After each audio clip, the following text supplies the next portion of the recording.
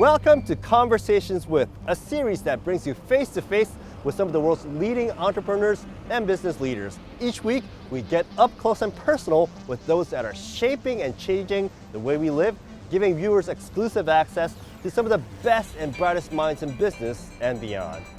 This week, I sat down with Yoshito Hori, an entrepreneur, educator, and philanthropist who left the corporate world to set up a business school in Japan from scratch. Born in 1962, Hori joined Sumitomo Corporation, one of Japan's top 5 trading houses, after earning a degree in engineering from the prestigious Kyoto University. He was sent by his company to Harvard to get an MBA, an experience that changed his vision completely. That's when he started dreaming of establishing a business school in Japan. Starting from a tiny classroom in downtown Tokyo, GLOBIS has grown to become one of Japan's top MBA schools, in a country where many students still choose big-name universities for postgraduate studies. Hori was chosen as one of the new Asian leaders by the World Economic Forum. He has authored books on entrepreneurship and now chairs a committee on startups at one of Japan's major business lobbies. At 52, Hori's ambitions go beyond education. He has his eyes set on grooming the next generation of leaders in Japan. I want to first ask you about your personal side, your childhood. What kind of childhood did you have? Well, I was raised in a village called Tokai. It's called Tokai-mura, and which is the most famous village in Japan because the nuclear reactor has become operational there. And therefore, my father was a nuclear scientist, and the area was surrounded by the rice paddy. So I used to go into the rice paddy and chasing frogs and the fishes and trying to get zarigani. Your father was a nuclear scientist. Has that affected you in any way, your ambitions to become an entrepreneur? Well, initially, I want to become a nuclear scientist as well because I respected my father and I want to do something creative and inventing something for the society. So my initial ambition was to become either a nuclear scientist or the other grandfather was a politician. So I thought about becoming a politician or a nuclear scientist. So that was the option I had, whether I should become a politician or a nuclear scientist. I never thought about becoming an entrepreneur myself until I reached Harvard. You spent your childhood also in the U.S., as I understand, and you also went to Harvard, and for college went to Kyoto University, which is one of the most prestigious universities in Japan. Can you talk a bit about your educational background? Well, when I was 3, I spent 1 year in New York. When I was 5 and 6, I spent 2 years in Michigan, and this was due to my father's research.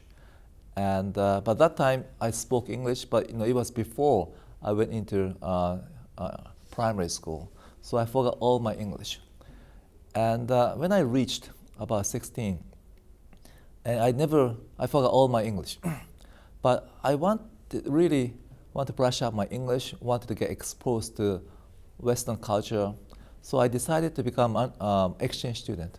So I spent 1 year in Sydney, Australia, and that's where I've learned my English. So my English could become more like an Australian, like good might, fair income. I guess one of your purposes of going to Australia was to brush up your English. Yeah. Has your experience outside Japan, has it in any way affected the professional side of you? Well, 3 things I've learned. One is that I was able to become fluent in English, number 1. Number 2, I could broaden my perspectives. I knew about Japan, I knew about Japanese culture, but has never been exposed to other Western culture before. So I was able to see Japan from the different side. And I was learned one thing, which taught me a lot, is that one of the mentor, I went as a Rotary exchange student. One of the mentor Rotarian said to me that there's no right or wrong in culture. There's only differences. At the same time, I learned that life is something to enjoy. So you have to enjoy all the lives. Everywhere you go, you have to enjoy. And you drink beer, at the barbecue. I was 16, so I should not be drinking beer. But went to the beaches to do surfing, and different perspectives and different geography and different language, different culture has taught me a lot in broaden my capacity. And therefore, I was able to accept any kind of people and culture and thoughts in a very free way. So that was good experiences. Do you feel a personal sense of giving back to the Japanese society? I'm Japanese, but at the same time, I'm Asian, and I'm a part of global citizens. So, therefore, right now, before going to working as a global citizen, right now I'm working as a Japanese citizens to make Japan a better country, and same time convene leaders and think about the vision of Japan, what actions to take.